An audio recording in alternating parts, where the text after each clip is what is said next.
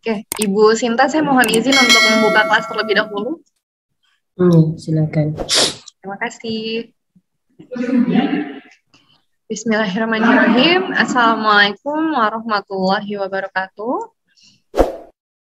Selamat pagi yang terhormat Ibu Sinta Posmaria, STMT CCMS. Dan selamat pagi yang terhormat Bapak dan Ibu peserta. Salam sejahtera untuk kita semua. Alhamdulillah, puji dan syukur pada hari ini kita dapat berkumpul kembali dalam kelas online penjaminan dan pengendalian mutu jasa konstruksi. Dan saat ini kita masuk pada materi gambaran RKPPL, RMLLP, dan pelaksanaan serta MONEF SMKK. Kembali lagi bersama saya Ulfa Khairunisa yang akan menjadi moderator pada kelas sesi pagi ini. Sebelumnya saya ucapkan terima kasih kepada Ibu Sinta selaku narasumber yang telah meluangkan waktunya untuk bergabung bersama kami. Terima kasih Ibu. Dan terima kasih pula Bapak dan Ibu yang sudah hadir. Semoga selalu dalam keadaan sehat dan diberikan keberkahan bagi kita semua. Amin. Amin ya Rabbal Alamin. Baik Bapak dan Ibu hadirin, sebelum memulai materi untuk menambah keberkahan pada pagi hari ini, marilah kita berdoa agar pemaparan materi serta diskusi dapat berjalan dengan lancar dan bermanfaat bagi kita semua. Berdoa menurut keyakinan masing-masing, dimulai.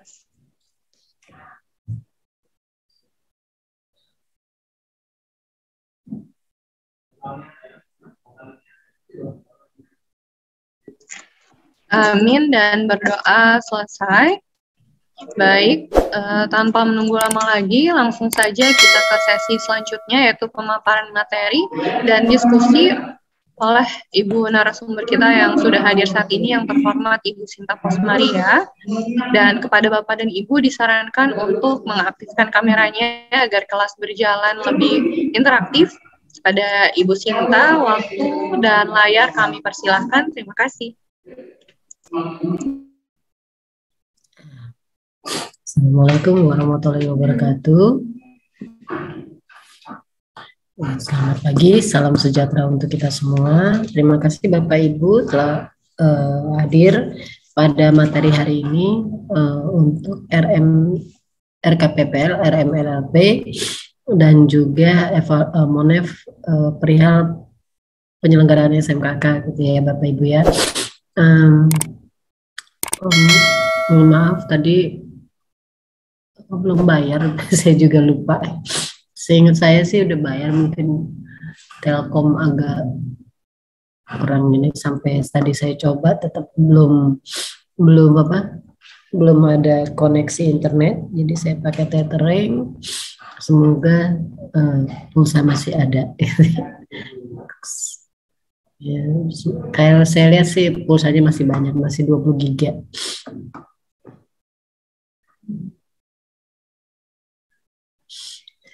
Bapak Ibu hari ini akan mendapatkan materi perihal RKPPL, RMLLP, dan MONEF SMKK gitu ya.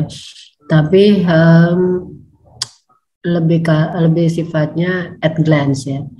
Kalaupun at glance tetap saja atau sekilas gitu semuanya, tetap saja tidak membuat materi ini seperti permukaan saja gitu. Karena memang RKPPL ini sebenarnya hanya melaksanakan apa yang sudah tertera pada dokumen AMDAL ya, baik misalnya UKL-UPL ya atau dokumen AMDAL gitu ya.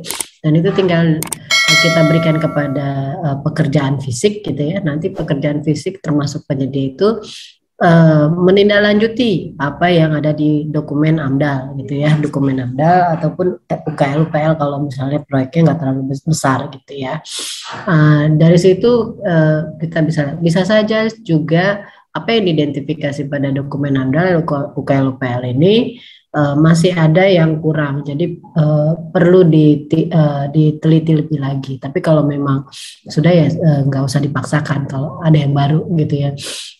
Kemudian yang jelas minimum mengikuti AMDAL gitu ya. Apa yang tertulis pada AMDAL dan saran-saran pada AMDAL itu harus diikuti gitu ya oleh penyedia gitu ya. Dan kemudian pengawas konstruksi, pengawas konsultan pengawas gitu ya harus mengecek gitu ya, menjaminkan bahwa apa yang tertulis pada RKPP, UKL, UPL atau dokumen AMDAL itu ditindaklanjuti untuk dikelola dan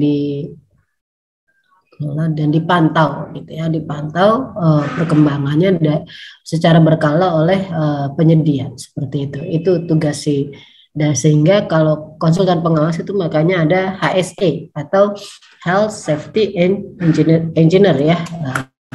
Kalau duitnya cukup, kalau nggak cukup ya biasanya yang ya kalau nggak cukup duitnya saya biasanya mengalihkannya itu ke chief inspector atau ke quantity engineer gitu. Karena mungkin secara quality, kalau untuk orang quality lebih ke arah quality pada konstruksinya gitu ya, seperti itu. Atau mungkin sebagian diambil alih oleh tim leader atau supervision engineer-nya gitu ya. Gitu ya. Tapi kalau ada duit, kalau bisa pakai HSE gitu ya, anggarannya ada gitu, manfaatkan ada HSE gitu ya. Saya coba sharing dulu ya.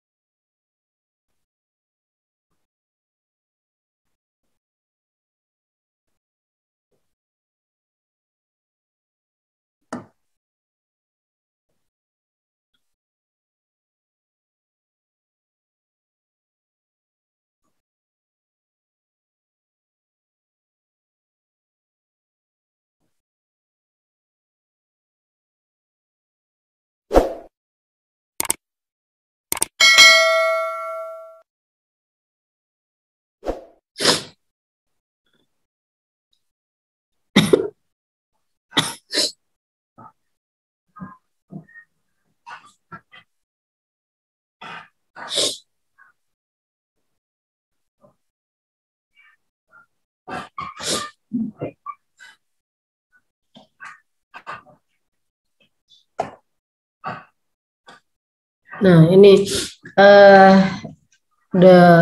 pada materi kali ini dibagi dua, yaitu untuk RKPPL dan RMRLP-nya sendiri dan juga untuk monefnya gitu ya. Di mana saja kita harus monef seperti itu ya. Dan menjadi tanggung jawab si PPK tentunya ya. Terus kemudian dasarnya sih dari mana sih kita perlu membuat RKPPL atau RMRLP gitu. Dasarnya mana kita meminta atau memerintahkan si penyedia untuk membuat itu gitu. Ini ada gitu ya. Kemarin saya sudah dijelaskan oleh Pak Brawijaya, saya juga sudah menjelaskan sedikit gitu ya, bahwa ada yang setiap pada penyelenggaraan konstruksi itu harus ada penyelenggara standar, diikuti dengan standar K4 ya. Standar K4 itu ditandai atau diikuti dengan adanya penyelenggaraan SMKK gitu ya, sehingga untuk mencapai standar K4 itu kita harus menyelenggarakan SMKK di dalam setiap penyelenggaraan jasa konstruksi, dalam setiap paket gitu ya, dalam setiap kegiatan. Nah, tandanya kita telah menyelenggarakan SMKK apa? Salah satu bukti nyata ya kita membuat sebuah produk-produk di dalam setiap fase penyelenggaraan konstruksinya, produk-produk yang seperti telah kita pelajari, yaitu misalnya RKK perencanaan, RKK pelaksanaan, kemudian dokumen rancangan SMKK, terus kemudian di dalam fase pelaksanaan ada RKK pelaksanaan, ada apalagi RKK pengawasan ya, ada RMPK gitu ya, terus ada program mutu. Nah itu salah satu. Kemudian pada waktu PHO ada apa? Ada kelayakan serah terima, kemudian produk-produk yang ada pada PHO atau serah terima pada umumnya apa saja, itu ada gitu ya. Enggak, apakah dengan produk itu SMKK terselenggara? Ya istilahnya apa yang menjadi kegiatan ya, fase pada setiap kegiatan itu harusnya memang dilakukan prosedural SMKK itu dengan mengacu kepada yang telah digariskan pada waktu awal gitu ya. Ketika waktu kita mau melakukan pekerjaan konstruksi, sebelumnya kan ada dokumen rancangan SMKK yang dibuat oleh konsultan perencanaan gitu ya.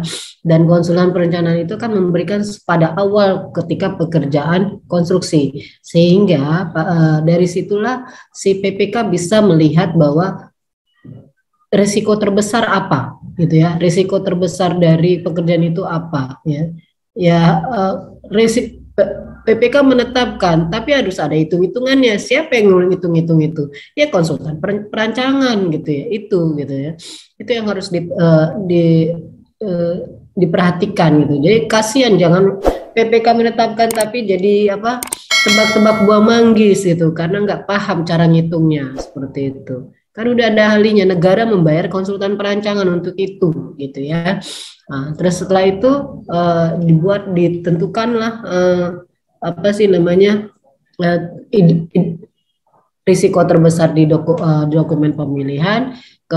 Kemudian si penyedia itu membuat RKK perencanaan dari identifikasi risiko terbesar itu kan. Belum semuanya gitu ya.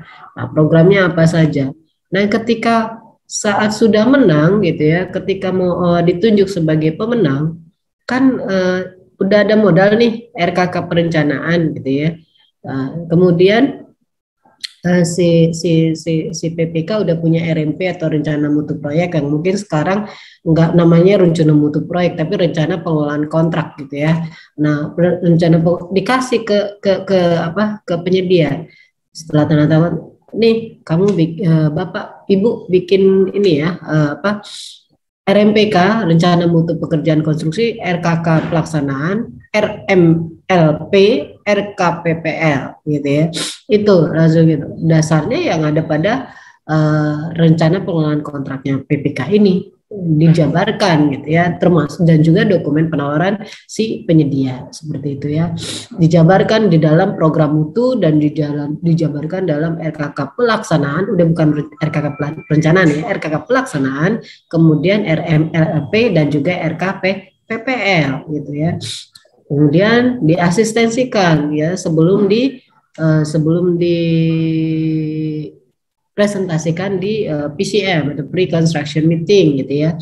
Nah, setelah diasistensikan gitu ya, oh nih ada yang mesti berubah. Nah, dari situ kan RKK pelaksanaan udah mulai berubah dibanding RKK perencanaan kan. Bisa saja ya angka uang biaya penyelenggaraannya kan berubah ya. Nah, itu salah satu yang perlu diperhatikan. Nanti akhirnya masuk juga ke mungkin juga ada hal-hal yang perlu disepakati di situ, perubahannya seperti apa. Apalagi mungkin K3 dalam hal ini duitnya lamsam ya, dalam satuannya lamsam. Itu harus hati-hati. Makanya ketika penyedia waktu membuat biaya penyelenggaraan sebaiknya memang sudah per item melihat semua item yang ada pada pekerjaan, jangan hanya identifikasi dari risiko terbesar. Nanti takutnya duitnya tambah, nggak tahu, nggak bisa kan ya, seperti itu. Karena kecuali ruang lingkup bertambah, kalau ruang lingkup bertambah mungkin nggak bisa lah gitu ya. Nah terus, ini dasarnya gitu ya, sehingga ada standar K4 yang bisa diraih atau dicapai dengan penyelenggaraan SMKK dengan produk-produk yang setelah kita jelaskan sebelumnya. Kemudian Perpres 16 2018 itu jelas gitu ya, yang telah diubah dalam Perpres 12 2021 gitu ya. Jelas bahwa program mutu dan program mutu ikutannya di dalam peraturan pelaksanaannya adalah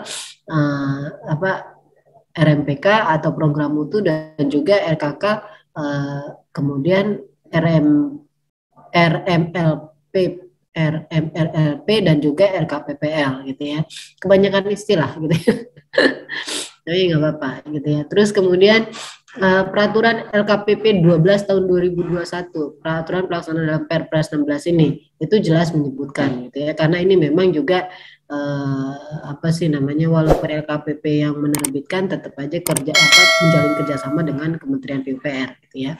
Kemudian dijelaskan kembali khusus di dalam Permen PUPR 10 tahun 2021 baru nih ya, fresh from the oven gitu ya. Ada pedoman SMKK ya, yang sebelumnya ada juga Permen 21 tahun 2020 kalau nggak salah ya. Kalau nggak 21 ya sepertinya 21 2020. Yang sebelumnya di tahun 2019 melalui SE berapa ya? SE 15 kali ya. SE 15 tahun 2019 gitu ya. Sudah 3 tahun berturut-turut. Ini menentukan bahwa keselamatan konstruksi sangat penting gitu ya, dan NSPM lainnya. Nah ini tadi penerapan SMKK yaitu dengan dalam fase konsep atau desain gitu, itu perlu adanya rancangan konseptual SMKK. Terus kemudian di dalam fase construction itu perlu rencana keselamatan konstruksi yang diaplikasikan dalam rencana keselamatan konstruksi perencanaan dan pelaksanaan. Kemudian RMPK ini untuk konstruksi dan program mutu untuk konsultan, gitu ya Bapak Ibu ya. Kemudian LKPPL dan RMRLP dan ketentuan lain dalam SMKK. Artinya kalau ada yang perlu ditambahkan lain ya diikuti. Ini berdasarkan karena ini SMK 10 2021 ini adalah untuk seluruh konstruksi di dalam lingkungan negara gitu ya, istilahnya BUMN juga ikut ini gitu ya.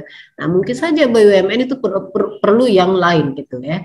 Ada mungkin kayak oil and gas company gitu ya. Kalau di Pertamina mungkin harus perlu yang apa lagi gitu ya. Dan inilah yang perlu dicermati. Jangan ini kan standar minimalnya. Nah standar mungkin ada lagi di tempat lain, mungkin di oil and gas company atau di mana saja mungkin ada yang perlu khusus gitu ya, misalnya gedung-gedung yang listrik atau tenaga nuklir. Nah itu perlu mungkin ada hal lain gitu ya. Nah kemudian kita khusus RKPPL dan RMLP, apa sih itu gitu ya.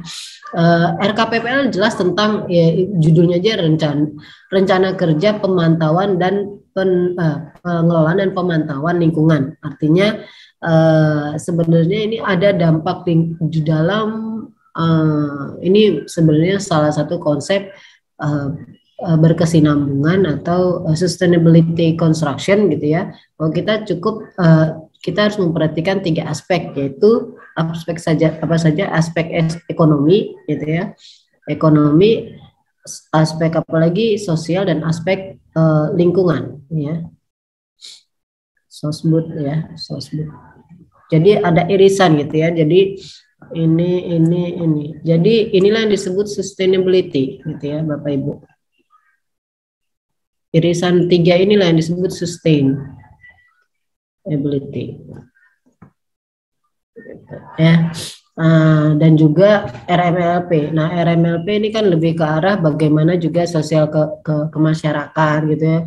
Jangan kita asik sendiri bangun, nggak peduli jalan di depan rumah orang pabalatak, jorok gitu ya, nggak bisa kita kayak gitu. Kita juga terus bagaimana pengalihan di tournya itu harus ada seperti itu yang namanya kita melihat lingkungan dan sosial budaya gitu, sosial lah, budaya mungkin nggak terlalu, lebih ke arah sosial gitu ya.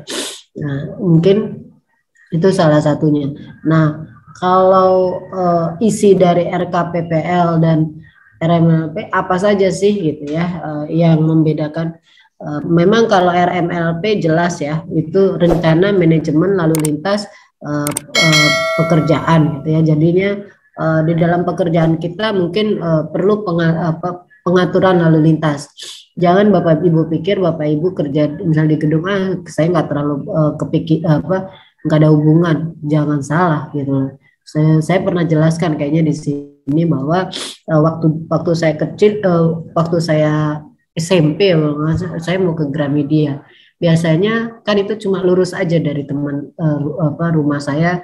Ketika ngambil angkot terus langsung ke Gramedia cuma lurus aja gitu ya. Terus nggak nyampe lah 10 menit nggak nyampe 5 menit ya kalau sepi gitu.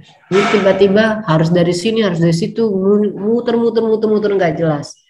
Biasanya dulu bayar cuma gocap gocap 50 rupiah gitu bisa ya, atau 100 lah gitu. Kayak seingat saya sih masih ya sekitar 50 masih bisa gitu. Zaman dulu banget kali ya, 100 lah, 100. Terus saya waktu itu harus membayar 2 atau 3 kali lipat. Padahal yang bikin macet kan gedung sebelum Gramedia itu gitu.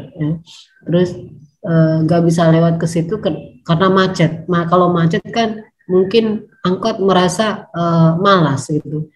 Jadi lebih bagus kalau ditanya mau kemana langsung ke Gramedia. Oh dia pikir lewat sana masih bisa gitu.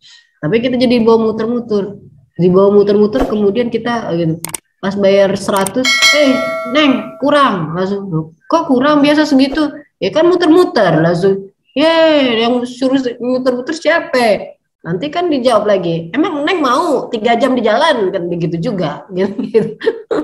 Langsung udah kayak gitu.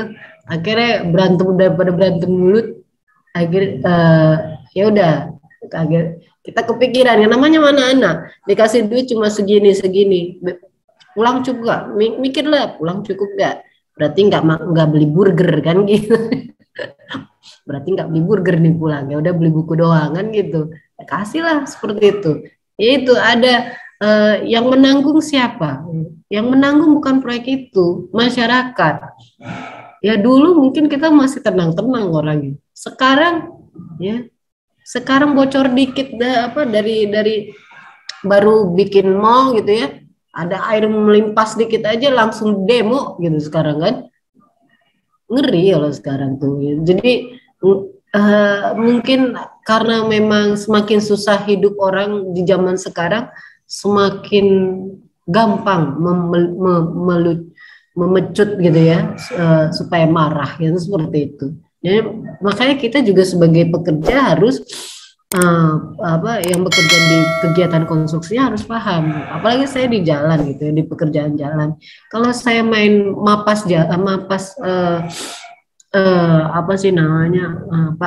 halaman rumah orang dikejar-kejar pakai parang gitu. Itu sungguhan Bapak Ibu gitu. Kenapa? Ini padahal jalan kita kalau yang namanya undang-undang jalan melindungi kita loh, bahwa ini ruang manfaat jalan, ini ruang milik jalan, ini ruang pengawasan jalan.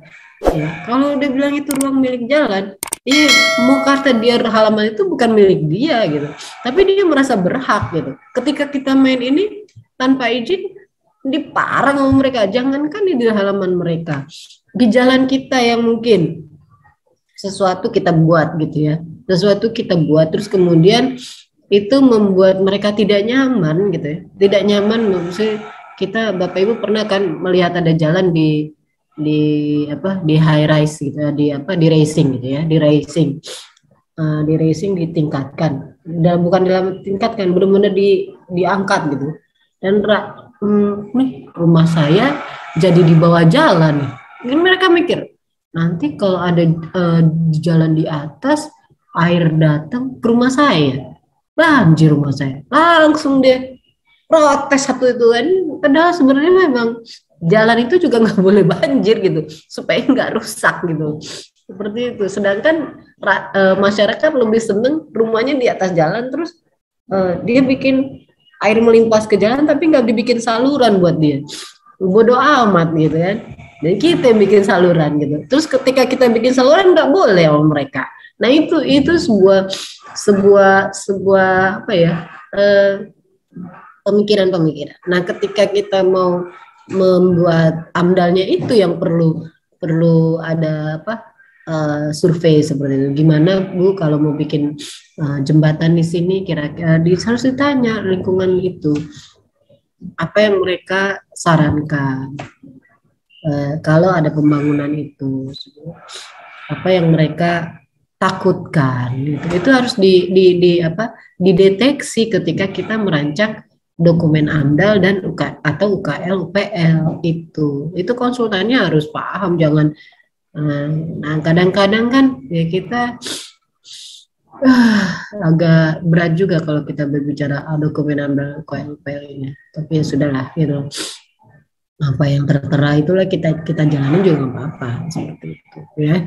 Terus kemudian apa sih isinya yang cukup, memang kita udah tahu prinsipnya kalau untuk apa RKPPL itu tentang lingkungan, sedangkan RMLP itu untuk manajemen lalu lintas.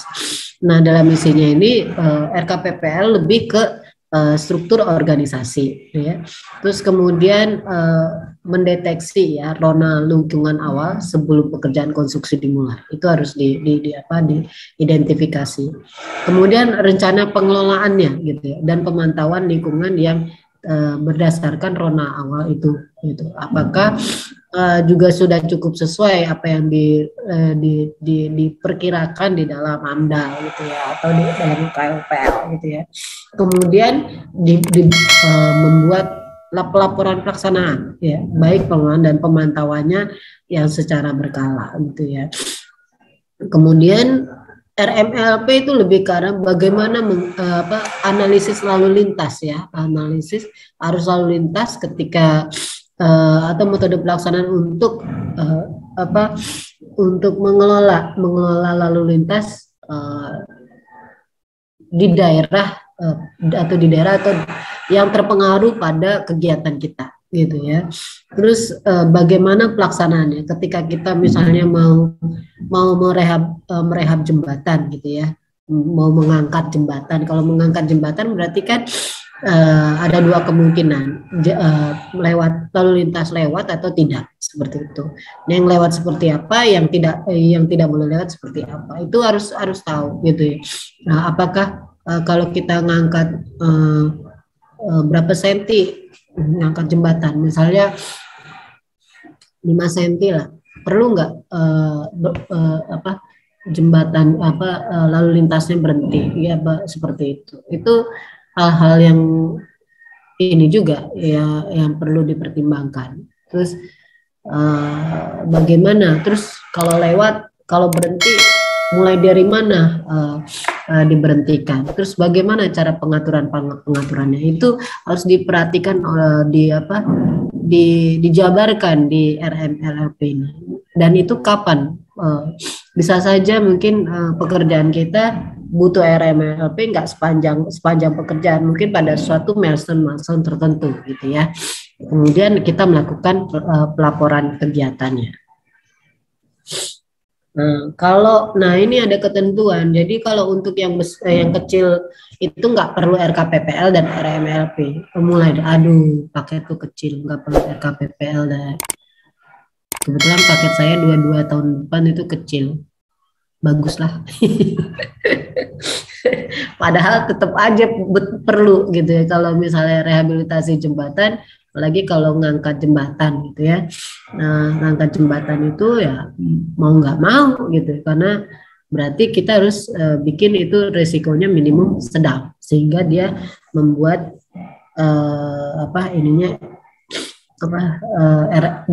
penyedia harus membuat itu RMLP gitu ya Bapak Ibu ya.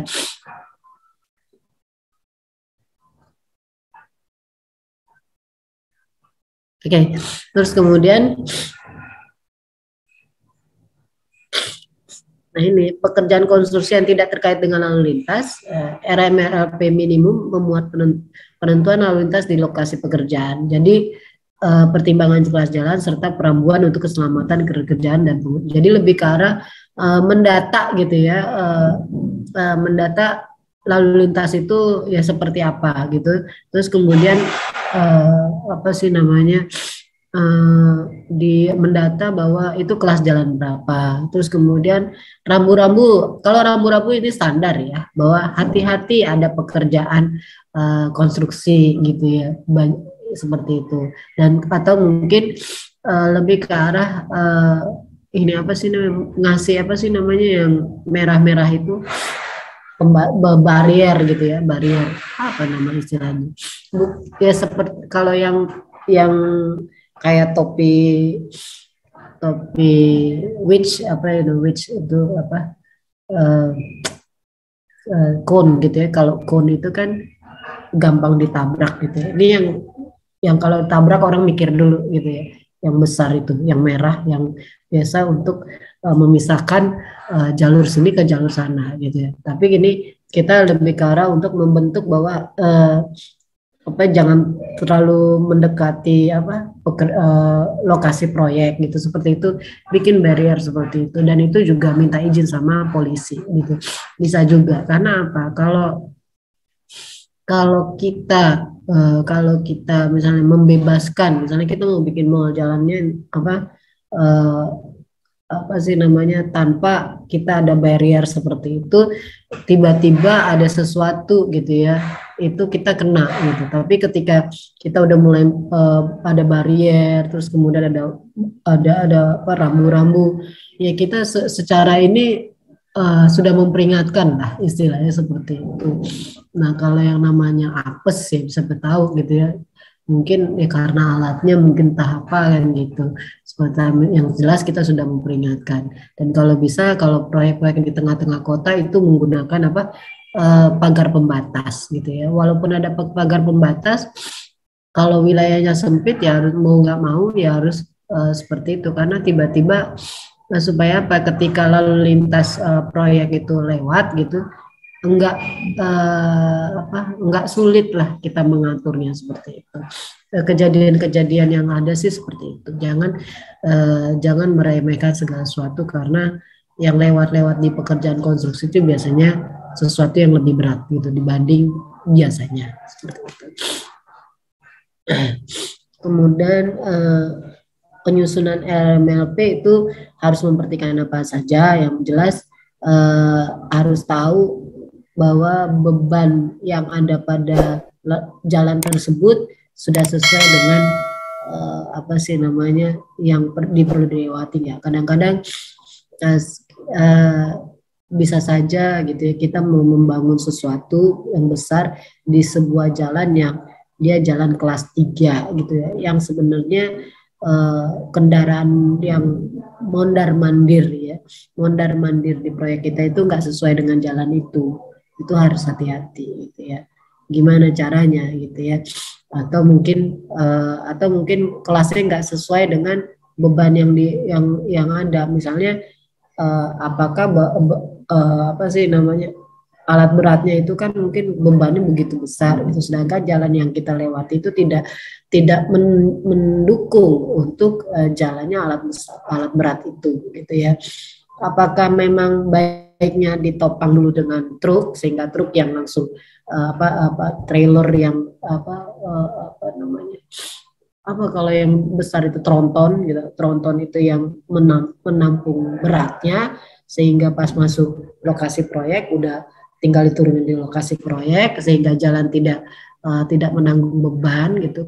Kemudian mungkin roda, perhatikan roda-roda alat berat gitu ya. Roda-roda alat berat itu mungkin kalau jalan aspal pasti kalah sama steel gitu ya, baja gitu ya. Kalau rodanya roda karet masih mending mungkin ya, tapi kalau roda-roda baja takutnya jalannya jadi rusak gitu ya, mungkin nggak bisa menahan beban itu tolong diperhatikan gitu ya, yang seperti itu. Kemudian perlu analisis dampak lalu lintas gitu ya. Nah ini kita berbicara ini nanti kita pelaksanaan pengawasannya. Saya salah satu uh, mau share juga tentang ini apa ya, saya lagi agak seperti biasa kalau pagi morning sick gitu ya.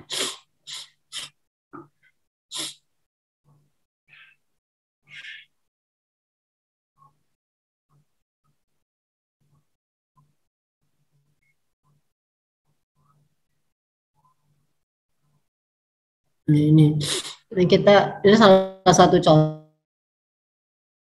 lah ya untuk itu ya. Ada biasanya memang jalan itu cukup berpengaruh terhadap lingkungan dan juga terhadap lalu lintas sekitarnya pastilah gitu ya. Apalagi kalau kita Bapak Ibu biasa kan lihat kalau kita lagi ngaspal pasti jalan tadinya arah jadi jalan satu dua jalur jadi satu jalur gitu, kemudian bikin macet seperti itu. Kemudian misalnya juga perbaikan jembatan seperti itu juga sangat berpengaruh gitu ya. Dan juga apalagi kalau bangun jembatan, nah kemudian misalnya kalau kita mau mancang tiang panjang, itu bunyinya itu kan termasuk mengganggu lingkungan gitu ya. Kita harus memperhatikan gitu ya, twing, bung bung gitu. Saya perhatiin agak sakit juga kalau cukup sering mendengarnya gitu ya, cukup memekakkan telinga gitu ya kalau kita pakai tiap panjang gitu, atau mungkin alat-alat bor seperti itu ya, itu cukup memekakkan telinga gitu. Itu termasuk mengganggu lingkungan sebenarnya. Nah, ini covernya Bapak Ibu ya, cover dari RKPPL. Ini misalnya kita mau paketnya apa, pembangunan atau pemeliharaan seperti itu, dan ini biasanya pakai kop, entah kop PU, entah kop instansi apa saja seperti itu ya. Ini kopnya, nanti ada yang apa sih format benernya nanti saya kasih. Nah, ini lembar pengesahan. Lembar pengesahan ini harus diperiksa ya, diperiksa oleh konsultan supervisi gitu ya. Kalau di sini desain dan supervision konsultan ya, mungkin kalau ini proyek-proyeknya proyek-proyek loan ya, proyek-proyek loan gitu.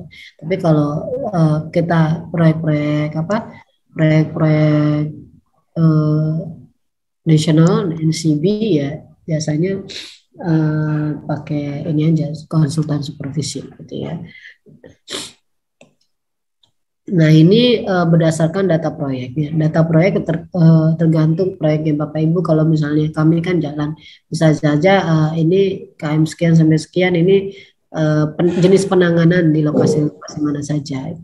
Mungkin ya memang saya sepanjang 132 km, tapi yang ditangani misalnya penanganan A ini di STA ini sampai sini, penanganan B ini sampai sini, seperti itu gitu ya Bapak Ibu ya.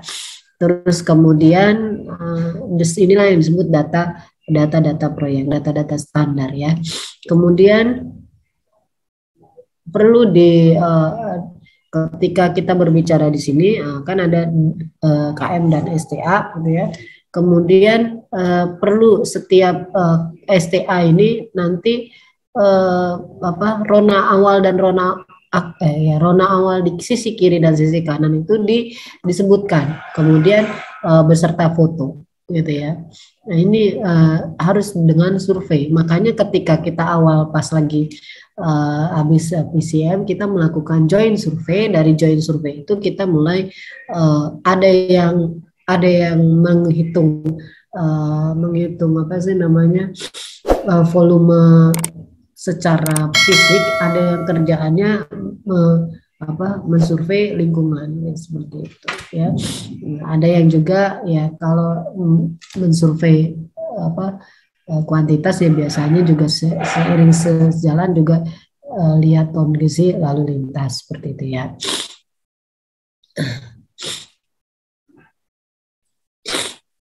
Kemudian nah ini masih sama. Terus kemudian inilah ketika kita melakukan rencana kerja gitu ya, rencana kerja pemantauan lingkungannya apa gitu ya, dan kegiatan jalan misalnya kita kegiatan di jalan misalnya kita eh, pengaspalan gitu ya, rona awalnya apa, dampaknya apa, debu kayak gitu ya, atau apalagi gitu ya.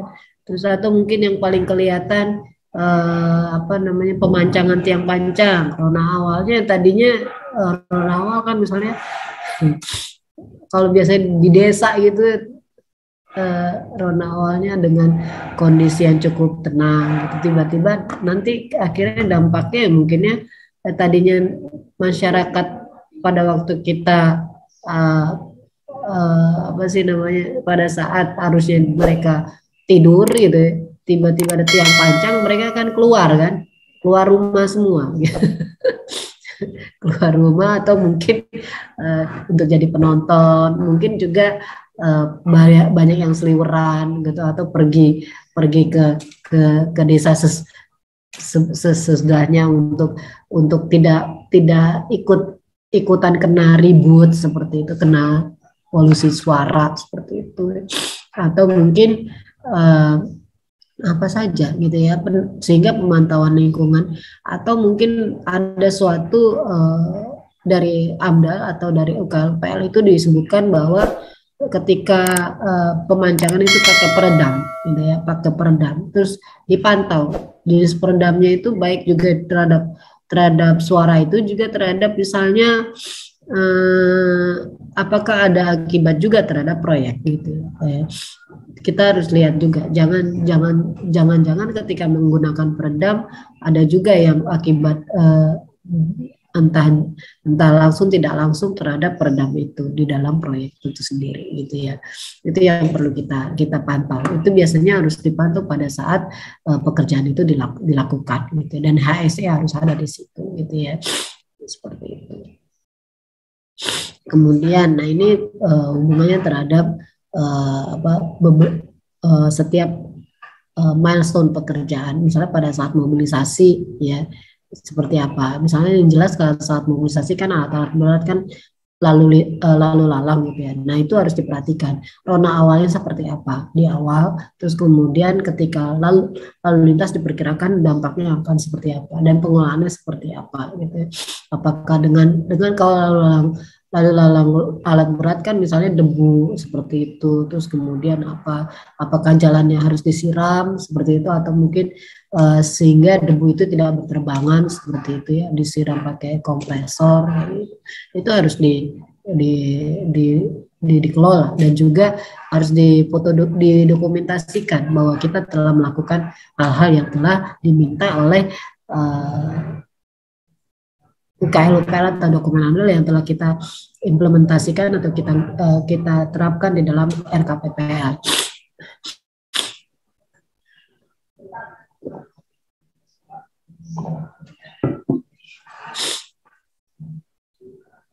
Nah ini mungkin sekalian ya.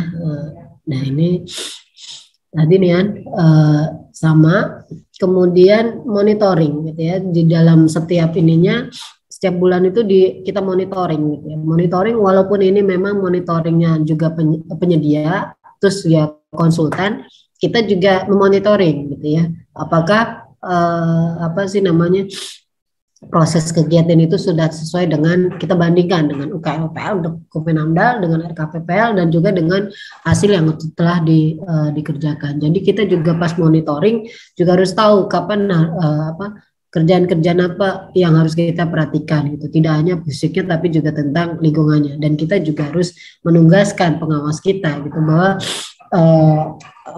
apa sih namanya, RKPPL itu iya, kegiatan yang telah digariskan pada RKPPL itu dilaksanakan pada saat pelaksanaan konstruksi seperti itu. Nah, habis sih, habis kayaknya ya. Oh ya, habis. Untuk kemudian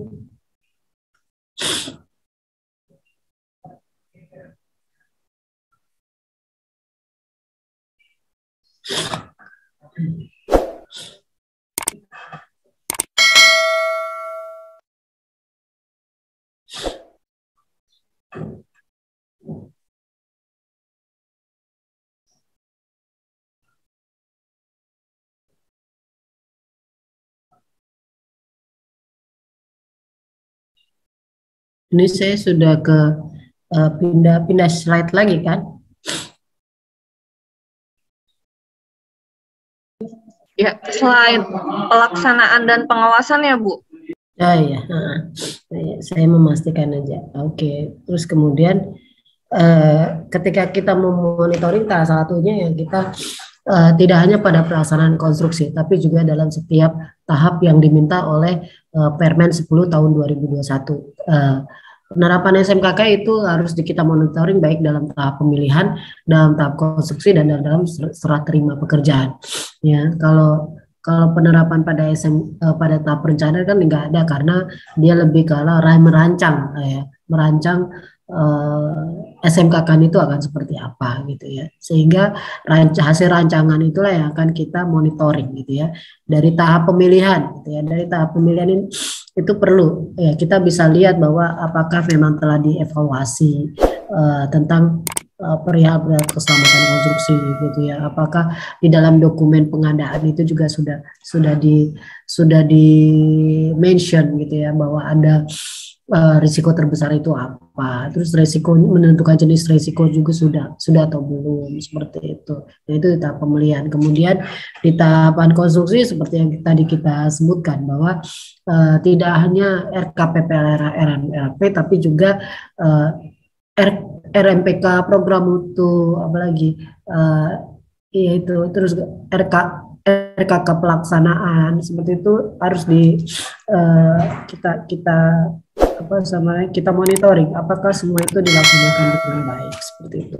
Nah, paling penting lagi itu di serah terima pekerjaan. Nah, sering kali orang di sini lupa gitu ya, KPHW itu kayak cuma BA serah terima PHO dan juga administrasi aja, yang administrasi proyek. Padahal sebenarnya di dalam serah terima pekerjaan konstruksi itu udah harus kan kita nyusun tuh yang namanya RKK pelaksanaan, kemudian RMPK, terus kemudian atau program mutu, kemudian RKPPL, Nah, itu ada penyerahan dokumen lagi bahwa pelaksanaannya seperti apa waktu saat melaksanakan. Itu ada hasil dari pekerjaan, hasil dari pelaksanaan RMPK, program mutu, RKPPL, RMLP, dan RKK itu harus diserahkan kembali pelaporannya. Apakah kalau untuk RKK ya jelas kelihatan bahwa misalnya hasil pekerjaan ada nihil kecelakaan. Terus untuk program mutu secara mutu komponen semua bangunan ini sesuai dengan spesifikasi. Kalaupun ada yang kurang, ya ini nanti mungkin perbaikannya seperti apa, kan itu. Kurang pun mungkin masih dalam toleransi, seperti itu harus diberitahu gitu. Itulah yang namanya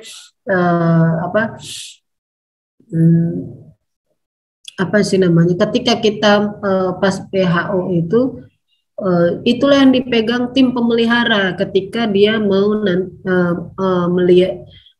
melihat perkembangan pemeliharaan konstruksi tersebut, sehingga nanti bisa di FHO-kan, seperti itu. Baru nanti dari hasil itu di pas FHO itu diterbitkan lagi hasilnya, sampai ya mungkin cuma updating dari mungkin masih sama ya nggak apa-apa juga, tapi kondisi status saat ini sama nggak pada saat PHO, itulah FHO, yaitu menjaga kondisi konstruksi itu sama persis pada saat PHO gitu. Kalau ada kecelakaan berarti dia harus lapor bahwa pas pemeliharaan ini ada kecelakaan gitu ya. Kecelakaan mungkin tangan patah ketika memperbaiki apa, kan bisa sampai tahu gitu loh. Ya. Kemudian jadinya pas ketika FAO tidak ada sertifikat nihil kecelakaan. Tapi kalau kecelakaan tidak ada, nanti pas FAO si PPK harus menerbitkan sertifikat nihil kecelakaan, seperti itu.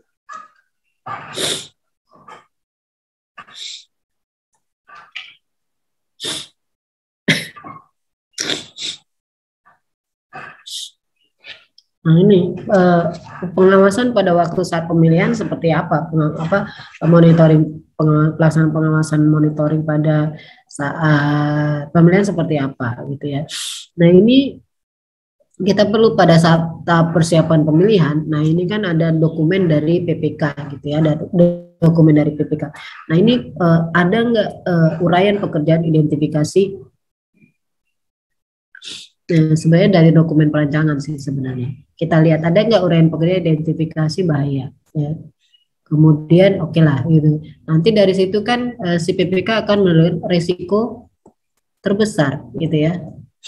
Dari situlah dan dari sini juga dokumen perancangan itu terlihat bahwa risiko-risikonya apa saja sehingga dapat terlihat biaya penerapan SMKK ya.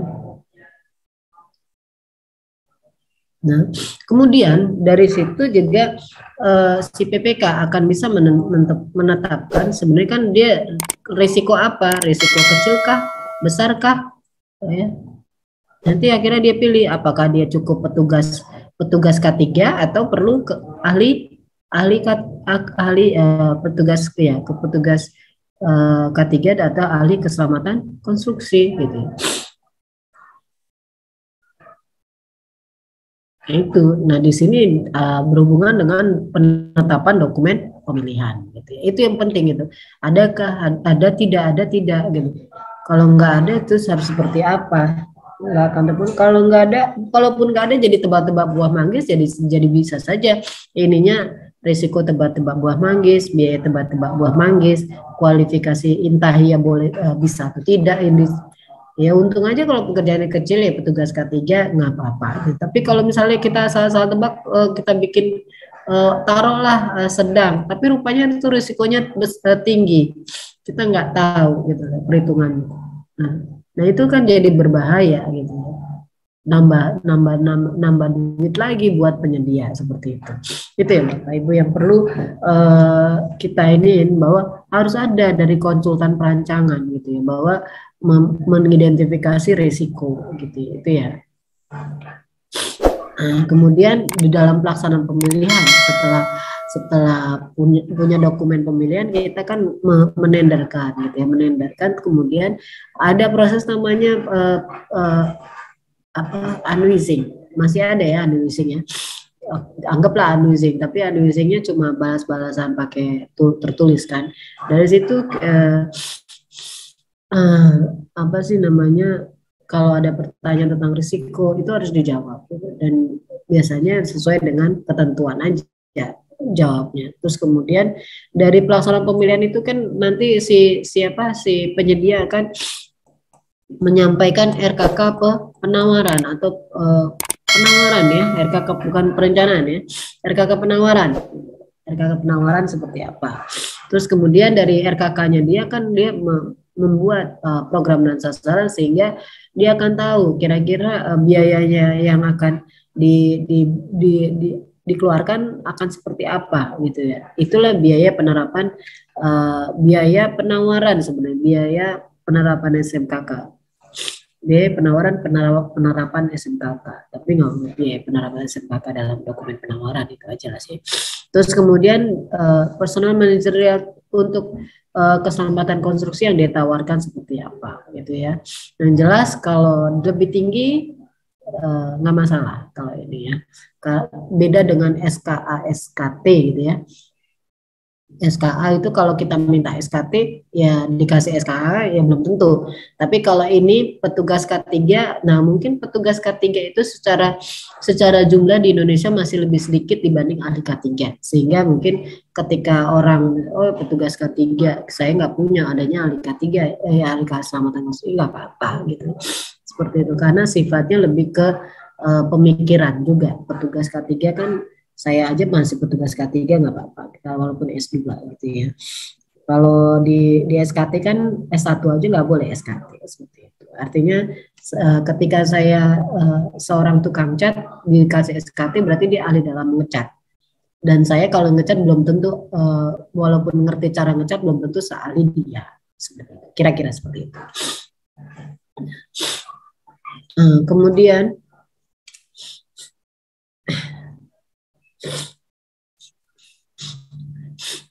Kemudian di dalam evaluasi dokumen penawaran. Nah ini ya melihat apa yang dipersyaratkan dengan apa yang yang ditawarkan. Kalau misalnya biaya penerapan kan kalau dia tulisnya 0 itu gugur ya.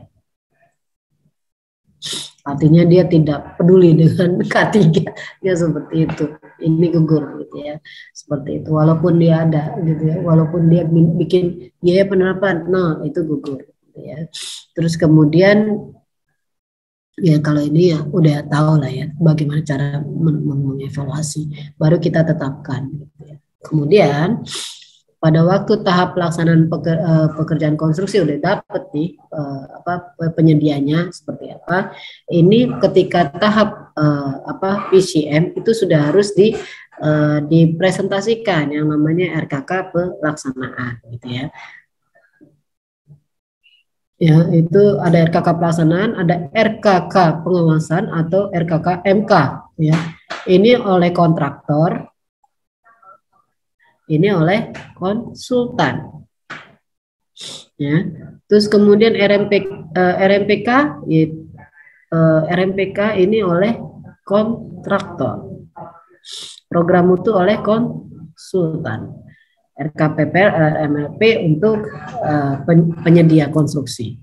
Kemudian di dalam rapat dipresentasikan, baru diperiksa bersama gitu ya, periksa ada mutual check gitu ya, mutual check terhadap kondisi yang ada di lapangan juga gitu ya, apakah sudah sesuai gitu ya. Dari situ kalau udah sesuai cocok gitu ya, tapi biasanya karena kita udah biasa kerja, udah kira-kira mungkin tambah kurangnya nggak terlalu banyak seperti itu. Kemudian baru melakukan izin kerja melalui request dulu baru nanti ada izin kerja.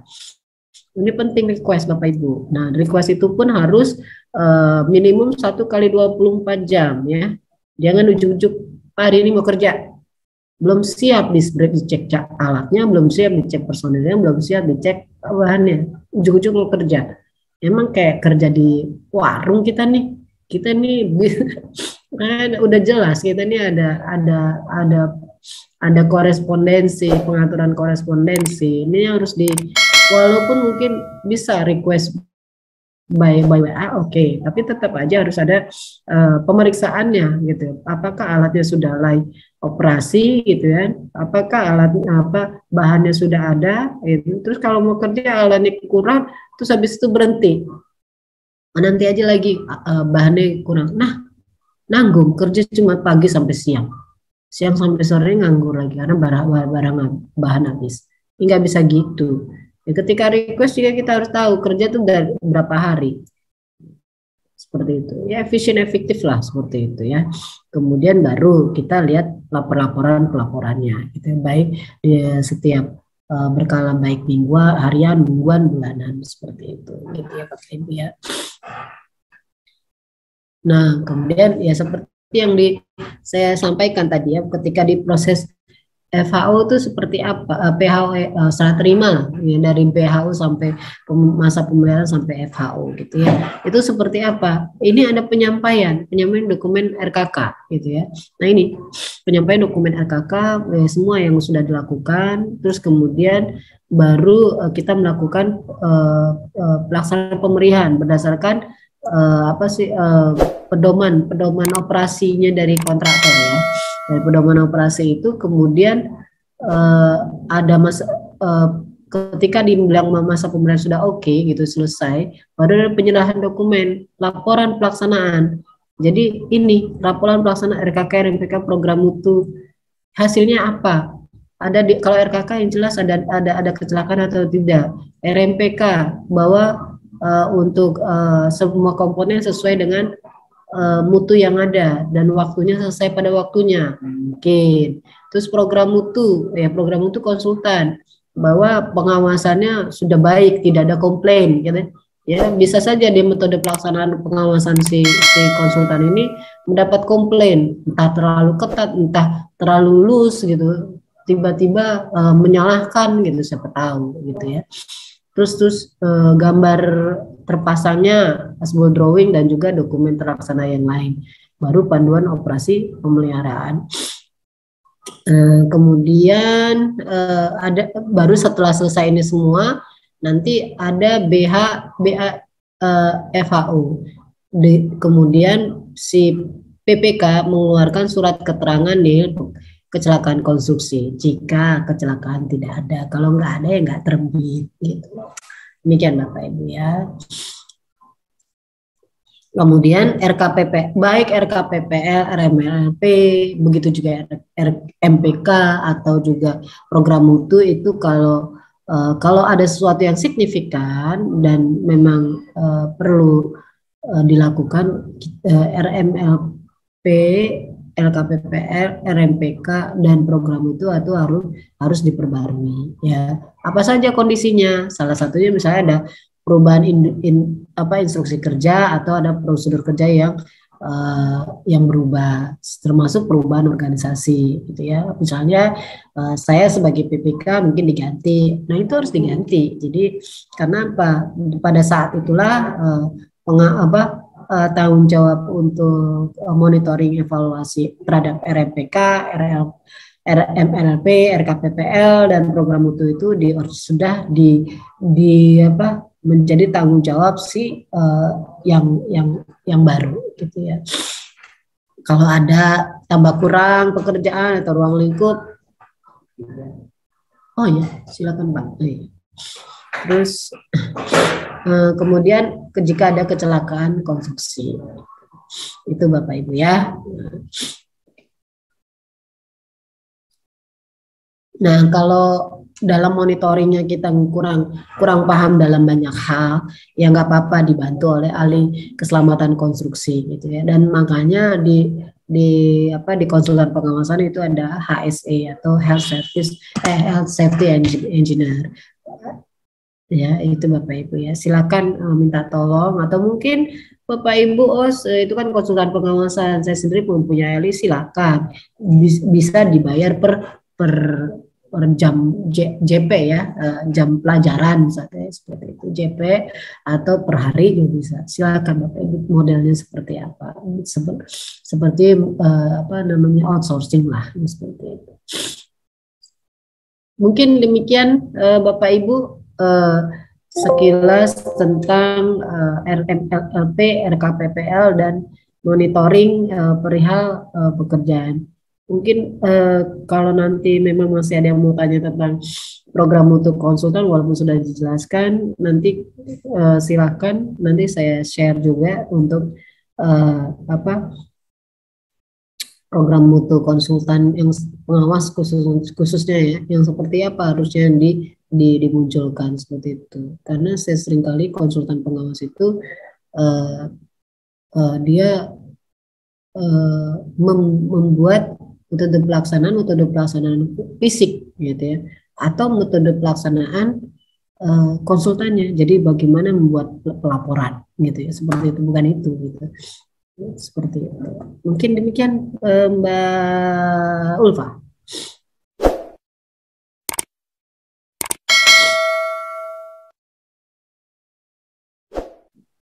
Mbak Ulfa kemana kabur ya? Saya ikut minum dulu. Mbak Ulfa, mungkin saya buka aja lah chat langsung ya. Kayaknya ada chat nih. Pak Hamdan. Oke, saya paham dan izin bertanya Bu, silakan. Apakah format rencana pengelolaan kontrak yang dibuat oleh PPK paling tidak? Apakah format dan tidak harus dibuat dengan baik? Oh, itu nanti saya. Terus rancangan konseptual siapa yang menyusun atas? Oke, Nah, kalau yang kedua itu rancangan konseptual SMPK tadi sudah saya sebutkan ya. Harusnya itu dibuat oleh konsultan perancangan atau konsultan desain gitu ya, untuk desain konstruksi tersebut itu harus ada, minta aja gitu. Dan itu kalau mereka biasanya nggak ada, coba Bapak Ibu baca Permen 10 2021 gituin aja. Itu ada yang disebut rancangan konseptual SMKK, itu dibuat oleh konsultan perancangan itu ya Bapak Ibu ya. Kemudian nanti kalau rencana pengelolaan kontrak nanti saya jelaskan. Izin bertanya lagi Bu, silakan Pak Hamdan. Mohon penjelasan output SMKK dalam tahap pemilihan. pelaksanaan konstruksi dan serah terimaan tadi udah dijelasin ya Pak Amdan ya. Jadi kalau tahap pemilihan yang jelas waktu persiapannya pasti kita harus punya yang namanya identifikasi resiko, yang kedua adalah biaya penerapan SMKK, dan yang ketiga apa tadi udah saya share. Nah, kualifikasi personel manajerial. Karena kita dari resiko itu sendiri kita udah bisa nentuin kan. Kalau resiko kecil ya biasanya ya harusnya petugas K3 konstruksi. Ketika sedang dan besar itu ya pakai ahli seperti itu Bapak Ibu ya. Nah, ahlinya ahli muda itu bergantung jenis pekerjaan Bapak Ibu. Kalau misalnya cukup kompleks, yang mending pakai ahli utama ya, gitu seperti itu. Kan udah ada di Perlem LKPP 12 tahun 2021 itu udah dijelaskan juga. Kemudian format rencana, bagaimana format rencana? Oke. Kalau saya pakai RMP aja Pak Bapak Ibu, kan nanti RMP itu memang sudah cukup lama gitu ya. Tapi saya masih pakai. Nanti kalau Bapak Ibu mau, nanti saya coba. Kalau saya jelaskan Bu, Pak, kayaknya nggak perlu karena itu udah standar banget, sama saya jelasin program mutu atau RMPK itu isinya sama aja. Cuma ya ada sasaran tujuan. Nah itu yang Bapak Ibu harus jelaskan. Itu bentar ya, saya coba buka dulu ya. Mungkin sambil menunggu pertanyaan lain. Sambil saya membuka rencana pengelolaan kontrak, nanti saya coba silakan Bapak Ibu kalau ada yang mau tanya lain-lain atau yang mau raise hand. Bentar ya, saya coba cari.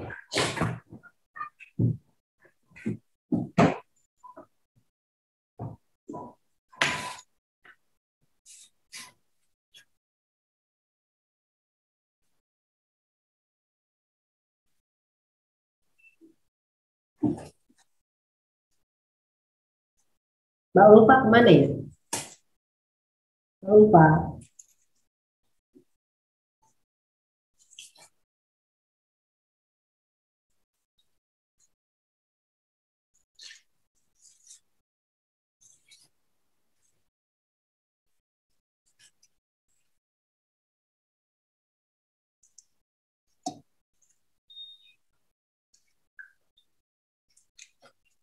Bapak Ibu mungkin ada yang bertanya yang lain sambil saya mempersiapkan harddisk. Izin Bu. Apa yang disebut diminta Pak Hamdan? Izin Bu.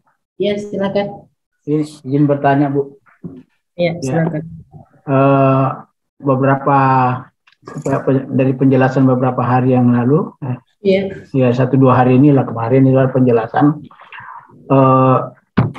RKK itu merupakan hal yang wajib dipenuhi Pak Bu oleh penyedia terhadap baik di proses pemilihan maupun di tahap selanjutnya.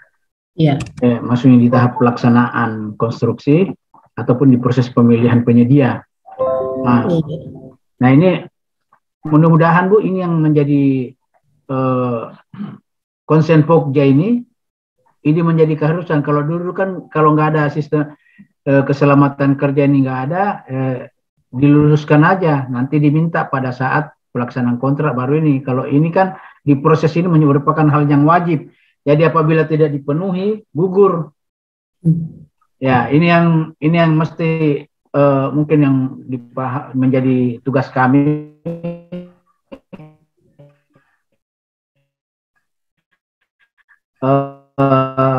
Selaku PPK nantinya supaya itu menjadi bahagian evaluasi daripada Pokja, karena selama ini tidak mengikat Bu ini RKK ini.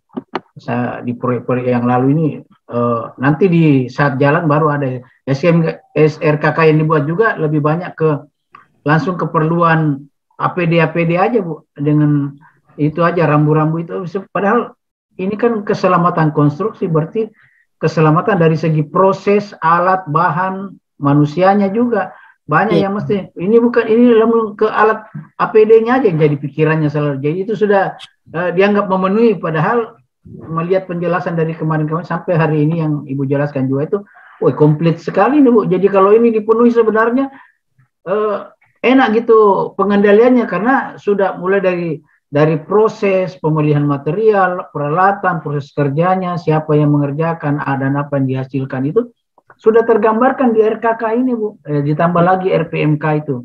Nah ini yang saya mau pertanyakan, apakah RKK dalam proses pemilihan itu sama dengan RKK yang akan dibuat nanti pada tahap pelaksanaan konstruksi, artinya sudah tanda tangan kontrak, Bu. Karena yang penjelasan kemarin ada yang menyatakan dari narasumber yang itu menyatakan RKK itu RKK penawaran namanya, sifatnya umum. Saya tidak tahu juga sifatnya umum itu seperti apa, detailnya seperti apa, yang umum yang dimaksud itu. Apakah sama-sama penjelasan pada saya. Malah saya berpikir harus sebenarnya yang mau ditawarkan, karena skop pekerjaannya kan sudah jelas. Harusnya dia RKK yang dia buat itu sudah mengarah ke paket pekerjaan yang dimaksud. Karena kan sudah diumumkan, ada info lelangnya sudah jelas, KK-nya sudah jelas, jadi lokasinya juga sudah jelas, kondisinya seperti apa, bahkan titik koordinatnya, lokasi sudah kita jelaskan. Jadi mestinya sudah dilakukan sama dengan, jadi RKK penawaran dengan RKK pelaksanaan itu sudah harus sinkron seperti yang ditawarkan. Karena kalau dia waktu membuat lagi pada saat itu butuh berapa lama lagi waktunya tuh buat itu, apalagi muatannya saya lihat itu RKK itu banyak betul itu, Bu.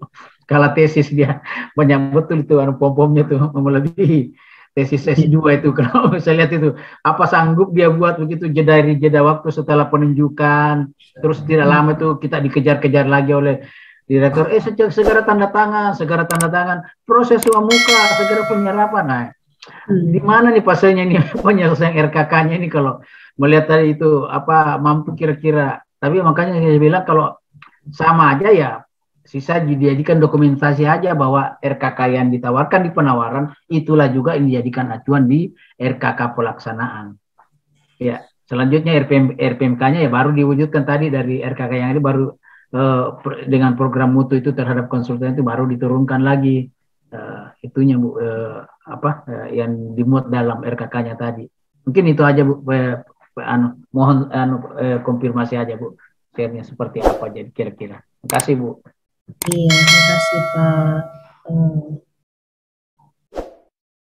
Sebentar ya Pak, karena memang kalau SNM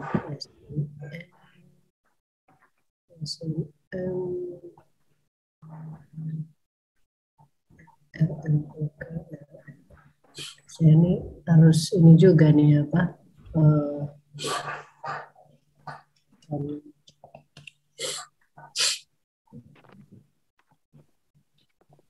ini banyak.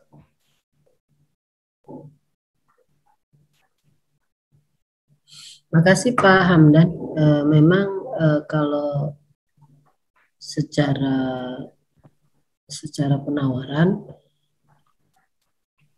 konsepnya memang hanya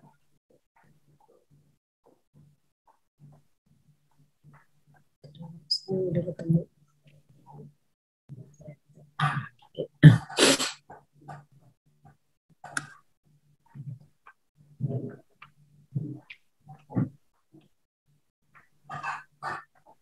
Mungkin saya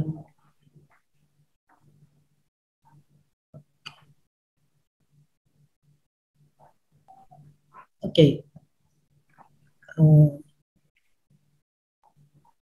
Nah begini Bapak Ibu, kalau soal RKK gitu ya, kalau RKK penawaran sebenarnya gini, memang kalau konsep dievaluasinya kalau kita lihat bahwa yang risiko terbesarnya aja yang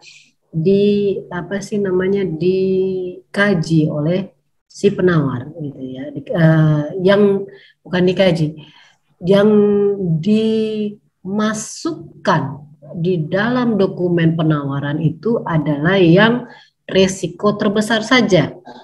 Kalau dikaji ya pasti harus semua item pekerjaan. Cuma yang dalam dokumen penawaran itu hanya untuk risiko terbesar. Sehingga kalau kita hanya coba bayangkan kalau kita hanya mengkaji yang satu pekerjaan dengan risiko terbesar saja, apakah ketemu biaya penyelenggaraan SMKK-nya mencakup seluruh paket? seluruh kegiatan dalam satu paket itu. Kan enggak, hanya mengcover untuk satu kegiatan doang kan. Ya, satu item pekerjaan saja. Jadi sebenarnya yang di RKK penawaran itu adalah untuk menilai si penyedia ini ngerti nggak bahwa risiko terbesar itu pengendaliannya apa, ya, mitigasi risikonya apa, itu aja yang pertama gitu ya. Istilahnya kalau yang terbesarnya aja ngerti, berarti yang risiko di bawah-bawahnya udah cukup paham. Itu sebenarnya. Nah, kalau biaya, istilahnya kalau biaya itu dianggap sudah mencakup seluruh pekerjaan. Jadi kadang-kadang memang agak miss di sini dalam artian hati-hati ketika kita menerjemahkan dokumen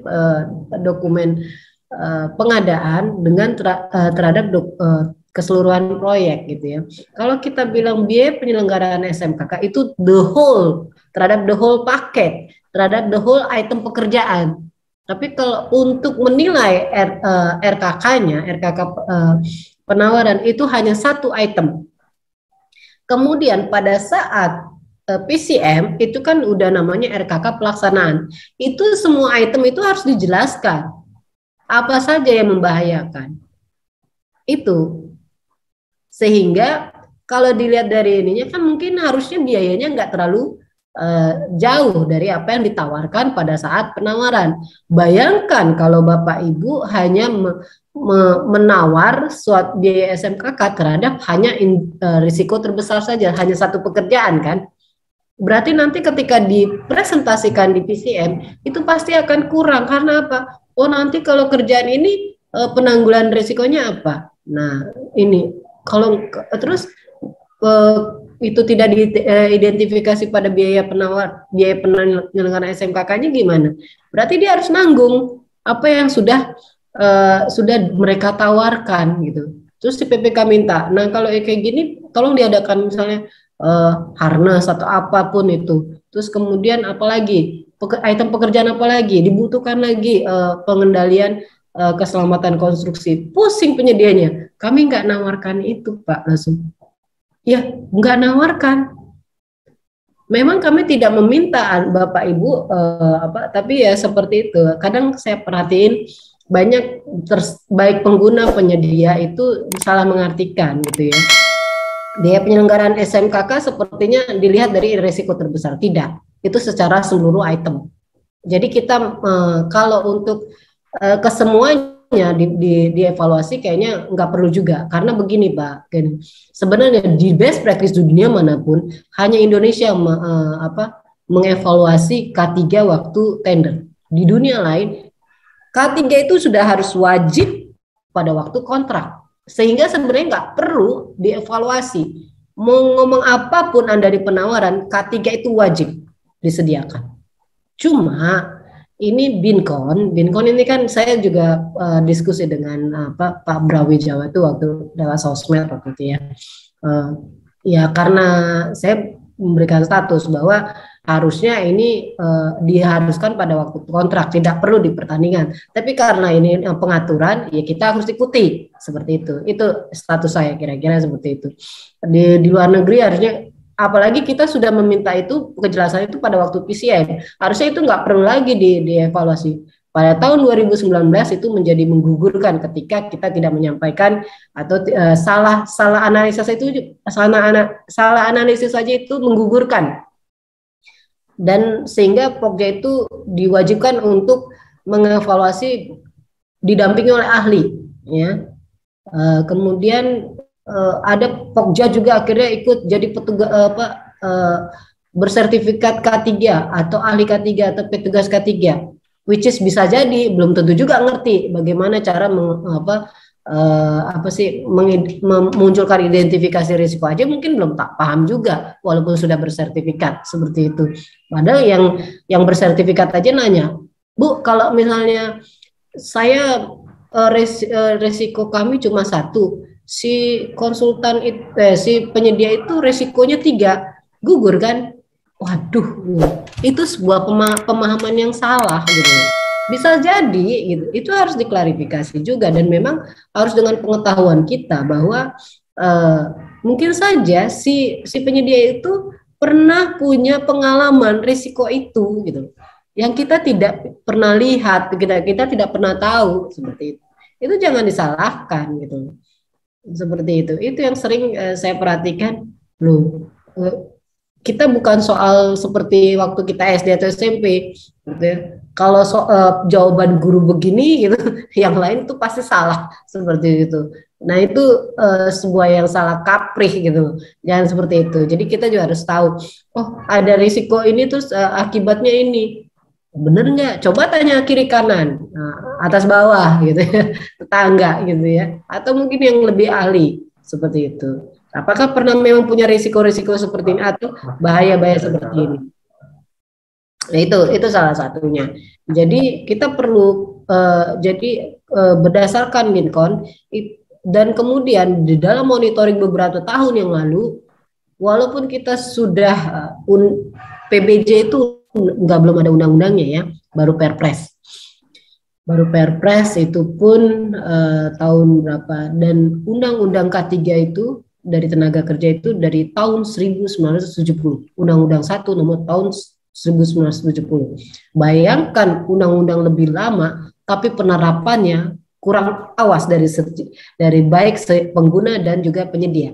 Sehingga ketika dimonitoring masing-masing belum awas, akhirnya dibuat kewajiban. Kewajibannya di mana? Di pertandingan dulu waktu pemilihan, sehingga mindsetnya wah ini sebuah yang wajib, sebuah yang penting, sebuah yang harus diperjuangkan. Makanya waktu tahun 2019 itu sampai salah analisis pun mungkin atau mungkin salah membuat akibat dari resiko tersebut digugurkan ya. Terus kemudian biaya penyelenggaraan konstruksi pun kalau nggak ada nol, gugur seperti itu. Kemudian kesini sininya mulai penyedia dan pengguna paham bahwa yang namanya keselamatan konstruksi atau K3 ini sangat penting. Sehingga mindset di setiap baik kita pengguna maupun penyedia itu sudah cukup paham bahwa K3 ini penting. Gitu. Kemudian di tahun 2020 mulai berubah ya, analisisnya nggak yang penting sudah diisi, mau salah mau benar, kalau diisi benar kan gitu evaluasinya. Nah kecuali yang tentang biaya. Nah kalau biaya itu kalau biayanya nol, dia anggap dia tidak peduli kan terhadap K3, dia digugurkan seperti itu. Nah kira-kira seperti itu. Nah karena mungkin saja di tahun 2023 atau 2024 ini yang namanya biaya penyelenggaraan konstruksi ini mungkin saja akan dihilangkan dari evaluasi. Karena apa? Semua sudah merasakan pentingnya K3 dan juga mungkin K3 akan hilang dari evaluasi. Namun ya saat ini kita ikuti dulu gitu ya. Kemudian kalau yang Bapak sebutkan gitu ya, iya memang ketika di belakang sebentar ya Bapak Ibu ya. Anak saya nelpon.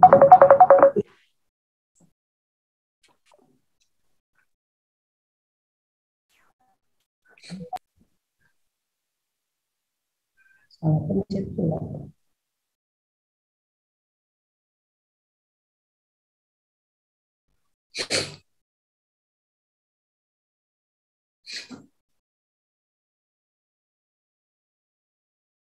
Halo, iya kenapa dak? Oh itu, oke deh, iya, ya, Mami kasih OVO aja ya. Yuk.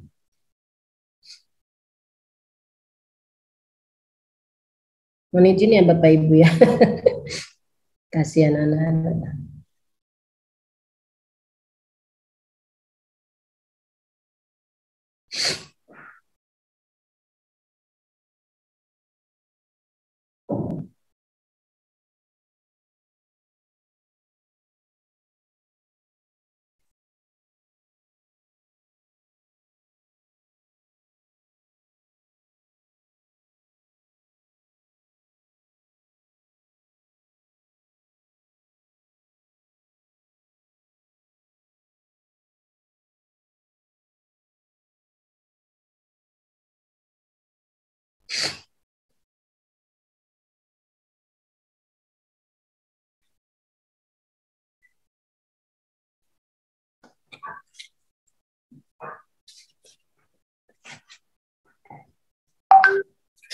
Oke, baik ya Bapak Ibu ya.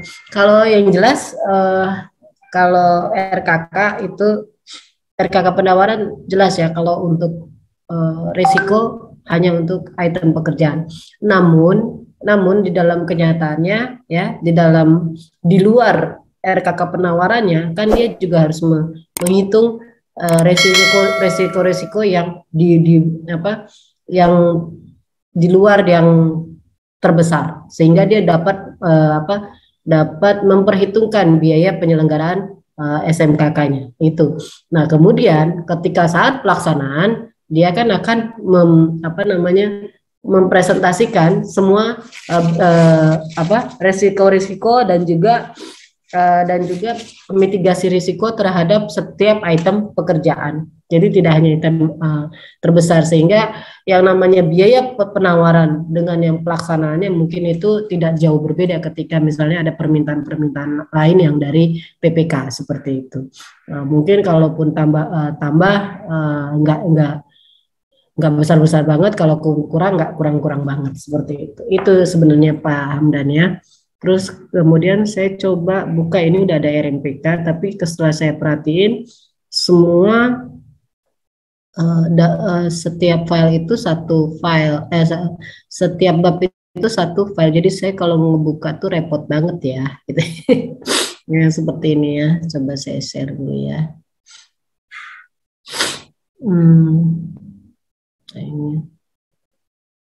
Ini saya perhatiin ini ada RMP ya, termasuk ini salah satu format-formatnya. Jadi ada latar belakang, yaitu latar belakang kegiatan. Nah, latar belakang kegiatan ya.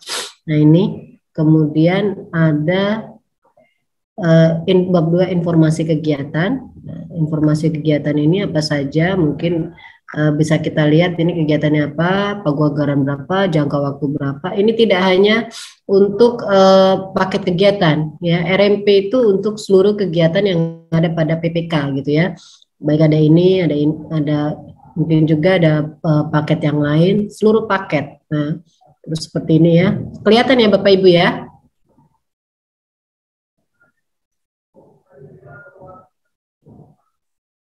Nah, seperti ini. Kemudian nama KPA-nya siapa, seperti itu.